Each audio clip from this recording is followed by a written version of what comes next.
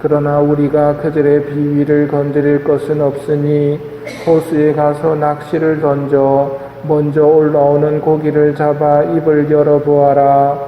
스타테르 한 잎을 발견할 것이다. 그것을 가져다가 나와 내 몫으로 그들에게 주어라. 첫째 독서인 신명기가 하느님께서 우리에게 원하시는 것이 무엇인지를 알려줍니다.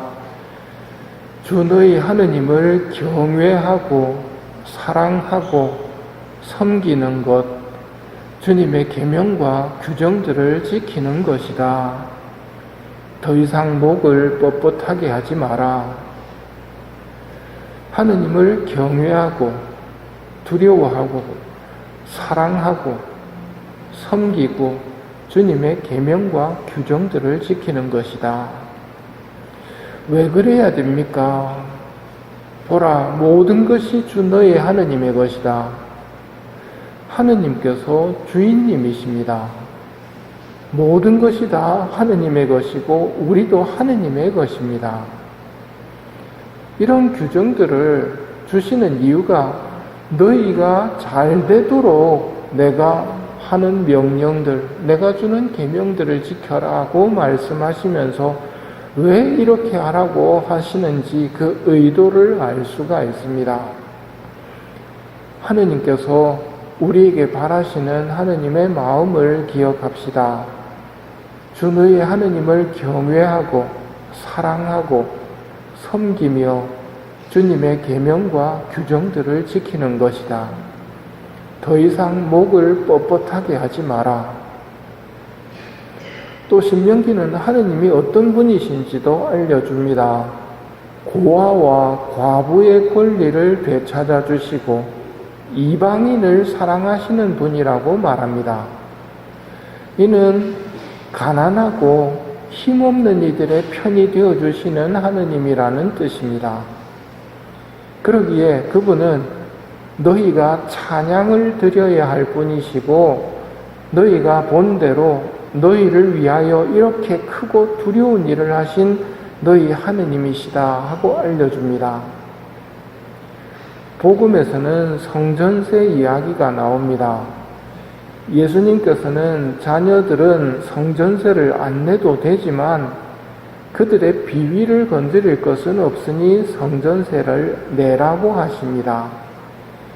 근데 성전세를 낼 돈을 마련하는 과정을 보면 마음이 온유하고 겸손하신 예수님께서 자랑하시려고 당신의 전지전능을 드러내시는 것은 아니거든요. 왜 베드로에게 이렇게 시키셨을까?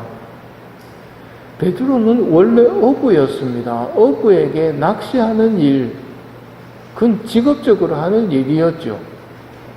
직업적으로 하는 일을 통해서 성전세를 마련하도록 하시는 겁니다.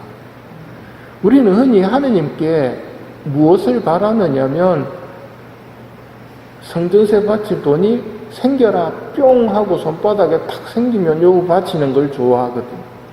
근데 예수님은 기적은 기적이지만 그런 식으로의 기적을 우리에게 주시지는 않습니다.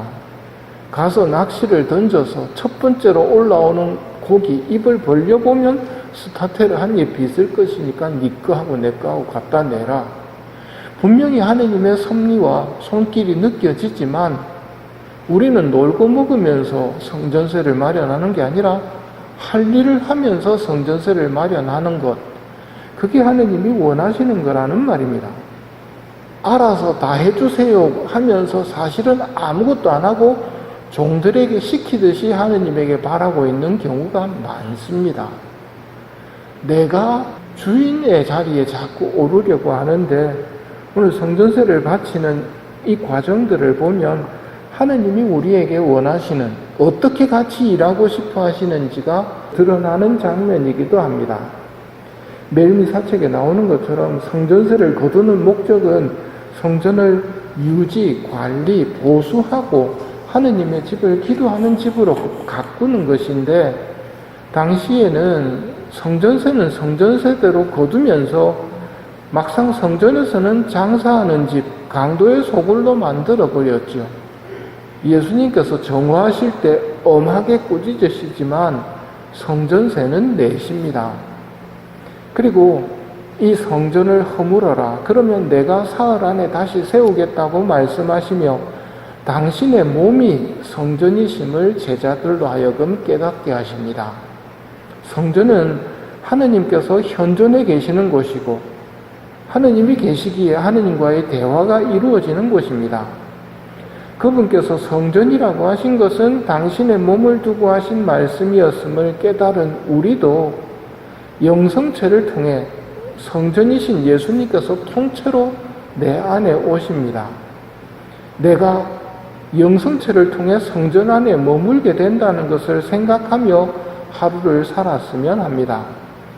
같은 의미로 코로나 시대이기도 하고 또 성전에 조배하러 나올 수 없는 여건 속에서 하루를 지내야 할 때에는 개인 기도를 바칠 때 신령성체를 한 다음 성전이신 예수님을 내 안에 모시고 그렇게 기도를 드리는 것이 좋은 방법일 것 같습니다. 오늘 들은 말씀입니다. 하느님께서는 모든 것의 주인님이십니다. 그 하느님께서 우리에게 바라시는 것은 당신을 사랑하고 섬기며 그분의 계명을 지키는 것이고 그분께만 매달리는 사람이 되는 것입니다. 왜냐하면 이렇게 할 때 우리가 잘 된다는 것을 알고 잘 되는 길을 알려주시는 것이지요. 우리의 참 행복은 하느님 안에 있고 그것을 아시기에 이런 명령을 통해 우리에게 행복을, 평화를 누리게 하시려는 것입니다. 예수님이라는 성전에서 기도하는 사람, 이게 우리들의 모습이어야 되겠죠. 하느님을 경외하고 사랑하고 섬기며 하느님께만 매달리는 복된 사람이 되는 은총을 청하도록 합시다.